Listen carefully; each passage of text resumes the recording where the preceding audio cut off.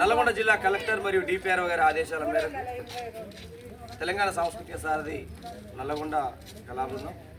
ప్రభుత్వ సంక్షేమ పథకాల ప్రచారంతో పాటు పరిసరాల పరిశుభ్రత, అదేవిధంగా మొక్కల సంరక్షణ, వివిధ అంశాలపైన